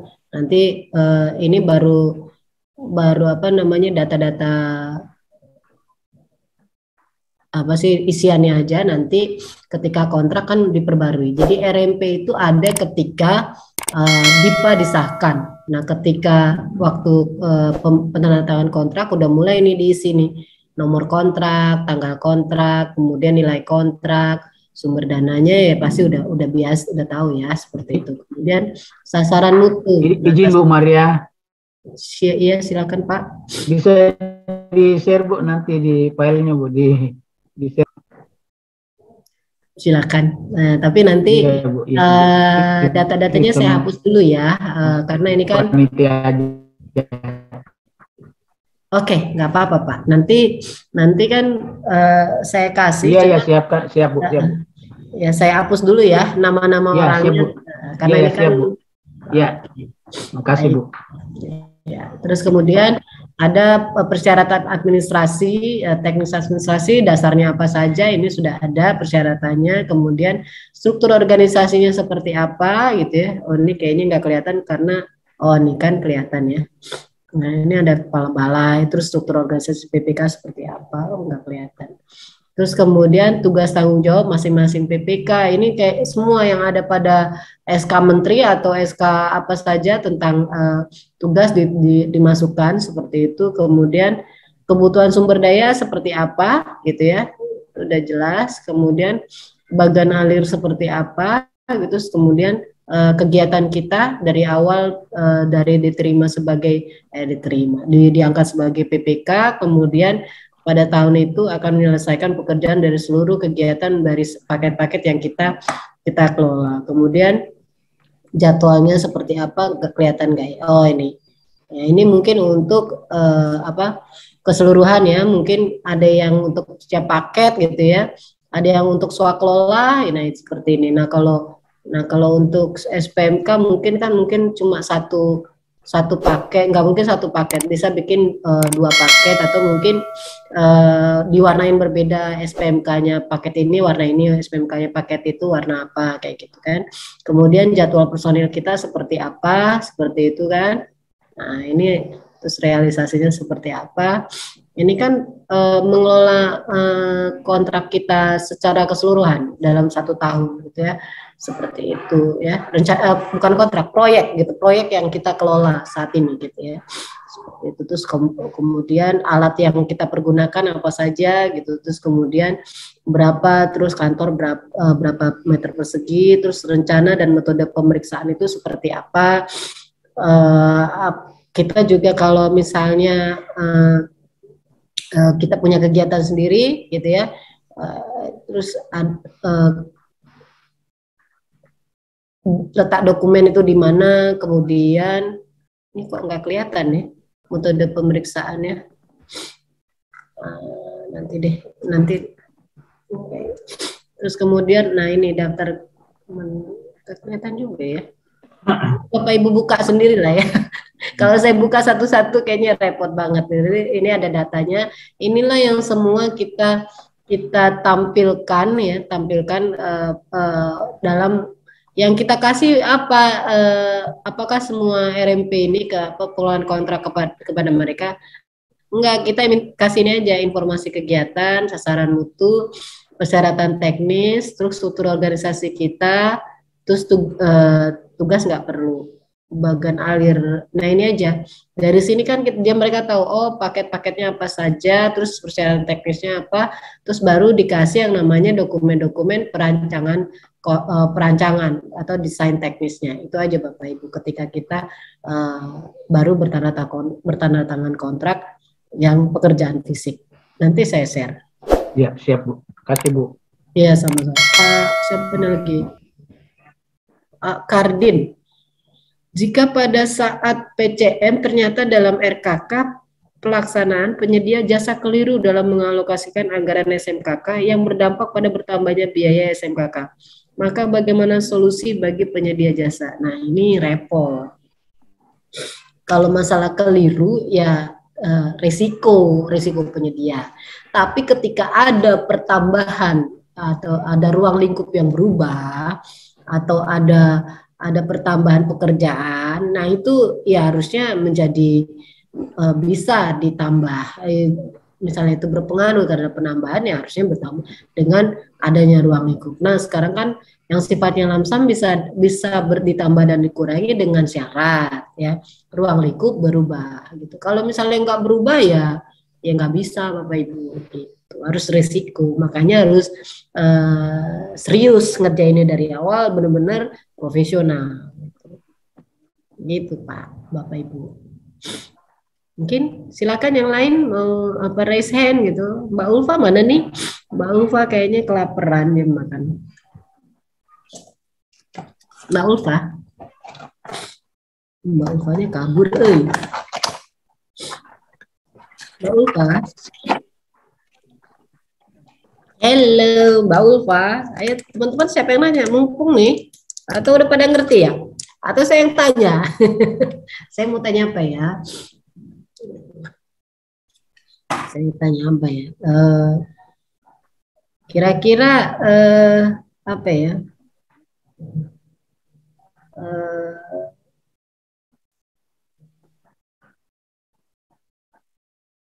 Kita nanya soal manajemennya ya, RML. Keseluruhan ya. Oh, salah satunya.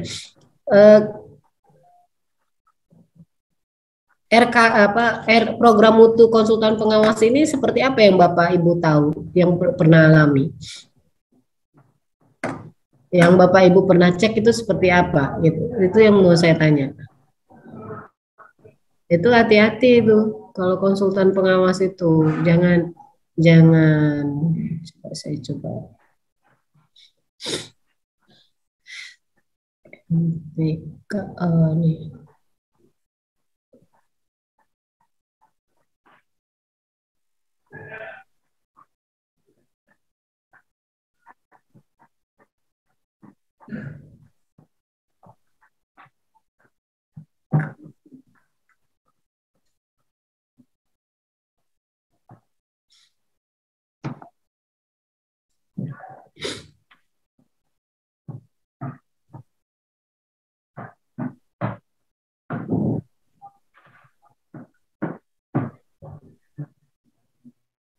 Nah, ini Bapak Ibu ya.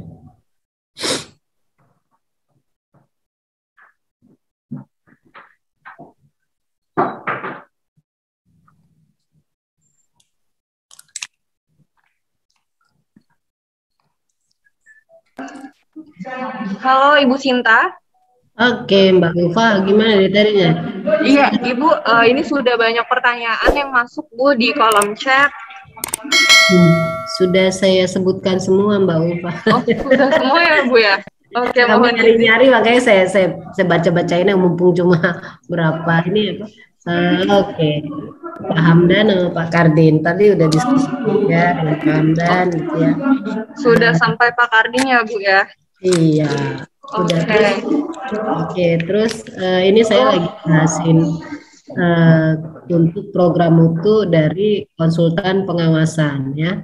Ini kadang sering salah paham ketika bikin konsultan pengawas. Ada yang bikin metode pelaksanaan fisiknya.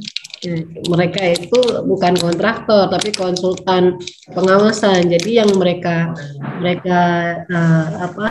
uh, kendalikan mutu dari cara mereka mengawasi, bukan cara mereka bukan si kontraktor mengerjakan pekerjaan, tapi dan juga bukan konsultan mengerjakan laporannya, bukan gitu ya. Lebih bagaimana mereka mengawasi ini ya. Jadi kan kontraktor itu mengusulkan rencana kerja, terus kemudian dievaluasi. Ini kan request dievaluasi. Kemudian kalau udah setuju baru dibuat ya. Ini rencana kerja ini masih rencana kerja belum request ya. Dievaluasi baru sesuai apa enggak gitu ya. Apalagi ini ada schedule juga yang perlu dilihat, disepakati waktu di PCM itu dibandingkan gitu ya. Kemudian baru ada evaluasi persetujuan, baru kerja untuk setiap hari atau setiap minggunya gitu ya. Kalau bisa sih setiap hari, kalau setiap hari repot ya setiap minggu gitu kan, jadi paham seperti. Terus kemudian ini untuk metode bagaimana mengawasi day to day action. Terus ketika waktu pengendalian mutu dan biaya dan waktu itu seperti apa. Nah, waktu dia membagi waktu PCM, dia kan ada perjanjian, bukan perjanjian, komitmen atau sebuah, walaupun ini sebenarnya udah sesuatu yang keharusan ada ya bahwa pengendalian mutu, tapi itu harus tetap dijelaskan gitu ya, tes bahannya seperti apa, metode, walaupun ini kita semua pada tahu sama tahu gitu, tapi harus disebutkan di PCM, harus tes ini, tes itu, tes ini, itu harus jelas gitu ya, dan kapan, di mana posisi itu, kapan mau diselenggarakan gitu. Terus kemudian di mana di labnya kontraktor atau seperti apa, seperti itu. Kemudian pengendalian biaya seperti apa. Terus kalau ada di waktu MC0 ada perubahan seperti apa, terus revisi volume pekerjaannya seperti apa. Begitu juga apakah akibat dari adanya perubahan pekerjaan baik ruang lingkup ataupun tambah kurang itu mengakibatkan harusnya ada pertambahan waktu. Jika tidak seperti apa? Kalau ada seperti apa? Seperti itu.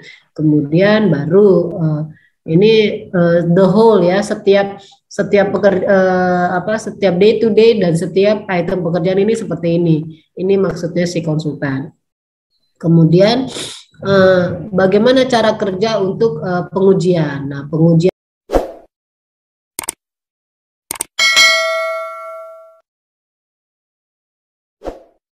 ini seperti ini.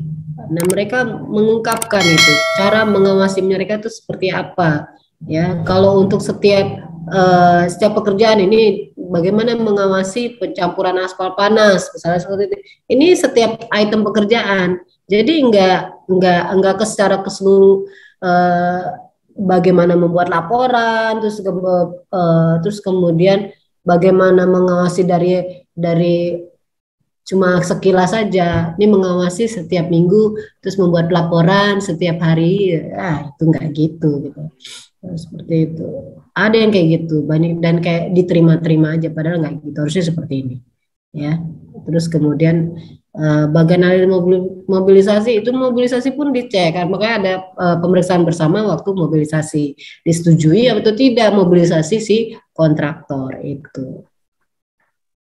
Ya, satu-satu ya bisa dijelaskan. Itu kira-kira Bapak Ibu yang namanya program mutu untuk konsultan pengawas itu saya wanti-wanti karena seringkali karena saya udah berapa tahun kerja sama konsultan pengawas ya supaya agak berubahlah konsultan pengawas yang ada di Indonesia ini oleh Bapak Ibu. Begitu, demikian Bapak Ibu. Saya sambil makan ya.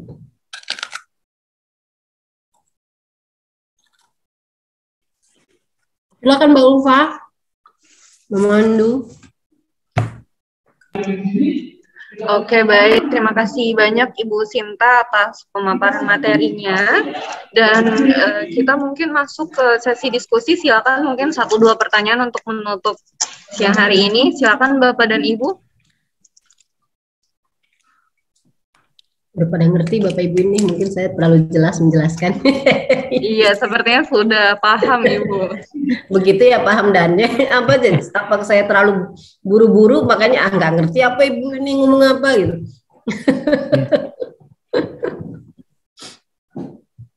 Jelas Bu, jelas Bu. Bapak namanya Pak Hamdan Pare tapi di Kaltara. Iya, Hamdan Pare, tapi tugasnya di Kaltara, jauh dari Pare-Pare, Bu. Bapak memang dari Kalimantan Utara ya? Dari Kalimantan Barat terus pindah ke Kaltara. Bukan, ya? dari Sulsel saya, Bu, orang Pare-Pare, Bu, dari Pare-Pare. Oh, benar. Iya, dari Sulawesi Selatan. Oke. Iya, ada promosi kemarin tahun 2016, Bu, di sini, jadi PPK di Kalimantan Utara. PPK ada PPK promosi ya di Oke. Selamat ya Pak promosi ya. PPK jadi di Kalimantan Utara, Bu, di Balai Prasarana Permukiman. Dulu masih Satkar, Bu, nanti 2019 baru berubah jadi balai. Oke, siap. Iya, Bu. Terima kasih, Bu. Kasih. Gimana yang lain? Gimana? Silakan Bapak dan Ibu. Sayang loh. Semua orang pada nanya saya, kalau pas Bapak Ibu ketemu saya pada diem-diem semua. Nanti pas lagi ini pada nanya semua. Kita besok bertemu lagi ya dengan Ibu Sinta juga. Di sesi terakhir. Iya, betul. Oh, nggak ada pemberitahuan tuh. Mungkin yang lain coba dicek. Seingat saya nggak ada pemberitahuan. Iya, tadi sudah diberitahukan oleh panitia, oleh Mbak Rahmi, katanya dengan Ibu Sinta lagi di sesi terakhir. Bisa Jumat nggak? Oke, mungkin Mbak Rahmi nanti akan saya infokan ya Bu ya. Soalnya saya mau ke lapangan, ini ada longsor lagi nih. Oh, ya Allah. Jadi saya mau rapat, habis itu gimana penanganannya, terus besok kayaknya harus ke lokasi itu dan sehari full. Kalau hari Jumat atau Kamis malam gimana? Oke, nanti akan diinfokan, nanti kita koordinasi dengan Mbak Rahmi ya Ibu ya. Oh baik. Silakan Bapak dan Ibu, mungkin satu pertanyaan untuk menutup sesi siang hari ini, atau sudah paham Bapak dan Ibu?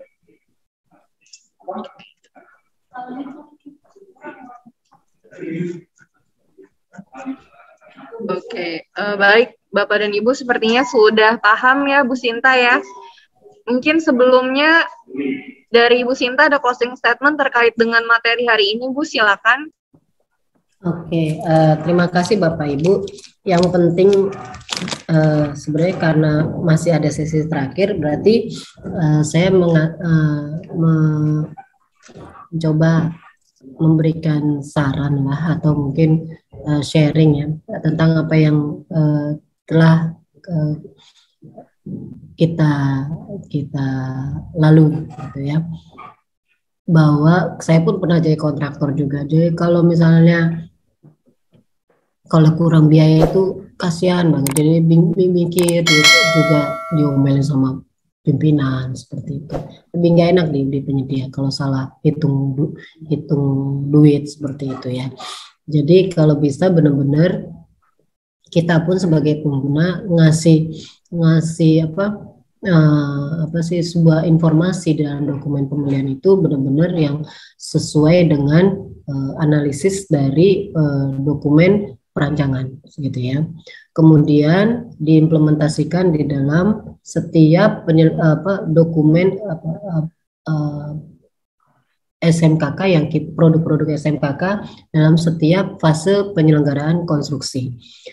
Misalnya di pemilihan seperti yang saya sebutkan, itu identifikasi terbesarnya memang yang benar-benar terbesar. Kemudian besaran risikonya itu antara kecil, sedang, besar itu benar-benar. Sehingga kita ketika waktu PCM itu tidak ada pertambahan biaya untuk penyedia gitu ya. Kemudian ketika kita menentukan personilnya juga di dalam ketika kita menentukan besaran risiko itu kan berpengaruh terhadap kompetensi si petugas atau ahli dari keselamatan konstruksi itu. Jadi kita harus hati-hati. Walaupun hari ini saya berbicara tentang RKPPL dan RMLP, tapi kita juga berbicara tentang bagaimana mengawasi penyelenggaraan SMKK mulai dari tahap pemilihan, kemudian pelaksanaan sampai serah terima, gitu ya. Kemudian semua yang ada pada Permen 10/2021 itu sangat penting, gitu ya. Ketika Bapak Ibu melaksanakannya akan jauh lebih mudah Bapak Ibu melaksanakan setiap tahapan mulai dari pra kontrak, yaitu dari sebelum melakukan ketika merencanakan, kemudian kita melakukan persiapan pengadaan dan kemudian melaksanakan kontrak, dan terakhir itu serah terima. Itu akan jauh lebih mudah. Bawa aja itu, pelajari aja itu akan melancarkan perjalanan Bapak Ibu. Dan itu saya alami sendiri gitu ya. Ketika saya ini harus ini habis ini gitu. Seperti itu. Ketika kita mulai menganggap enteng itu, barulah kita akan ketahuan bahwa kok ini nggak ada mulai masalah-masalah ya, karena dari dokumen aja udah nggak beres gitu ya. Ketika mau RKK pelaksanaan atau RMPK atau program mutu akhirnya nggak ada pegangan kita ya, seperti itu. Itu yang perlu Bapak Ibu, sehingga ketika kita nggak bisa nyalahin mereka karena kita juga udah salah, bagian dari sistem yang nggak benar itu gitu. Itu.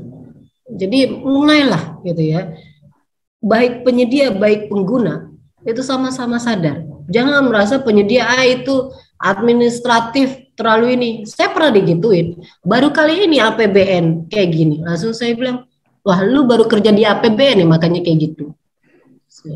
Dari dulu saya udah ngerjain kayak gini, saya bilang. Lu aja ngomong kayak gitu. Saya bilang. Penyedia ngomong kayak gitu karena merasa direpotkan. Padahal itu sebenarnya membantu mereka. Bagaimana kita membina si penyedia itu caranya seperti itu. Nah, coba lihat gitu. Sama salah satunya apa yang kamu kerjakan, coba lihat di RMP kamu seperti apa. Sebenarnya dia itu dibantu. Nah, seperti itu. Mau nyontek ya dia metode pelaksanaan dari online silakan, tapi dari situ dia juga belajar. Kita bukan berbisnis nih di warung kopi. Yang duit kita perjuangkan juga bukan 100 ribuan, bisa dari kantong kita bayar lagi. Ya. Tapi miliaran. Walaupun Bapak Ibu bisa bayar, tapi kayak rugi kan gitu. Emang karena miliar itu bukan daun, itu duit. Kita harus berpijak pada pedoman yang sudah diberikan oleh Perpres, yaitu prinsip, tujuan prinsip EITTBA, efisien, efektif, dan transparan, terbuka, bersaing, adil, dan akuntabel. Akuntabel itu salah satunya membuat semua dokumen-dokumen yang ada pada penyelenggaraan SMKK itu akuntabel. Ya. Efisien efektif ketika kita juga pengendalian mutunya itu jauh lebih baik gitu. Itu efisien efektif. Ya. Terus transparan, kita transparan. Kita metodenya seperti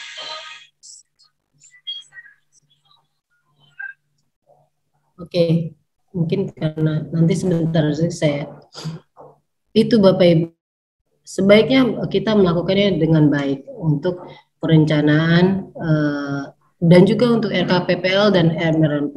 Jangan menganggap bahwa kita nggak melalui lalu lintas gitu ya, nggak melalui jalan, nggak mengganggu jalan, tapi pada kenyataannya orang lain terdampak seperti itu.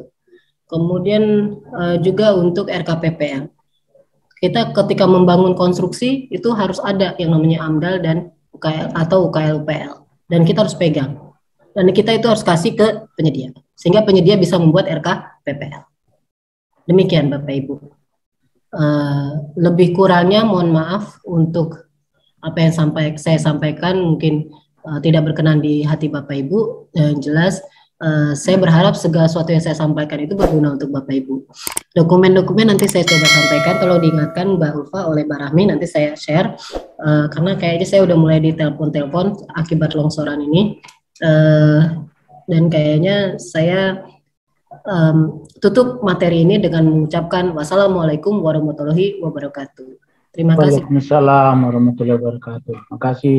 Waalaikumsalam warahmatullahi wabarakatuh. Terima kasih.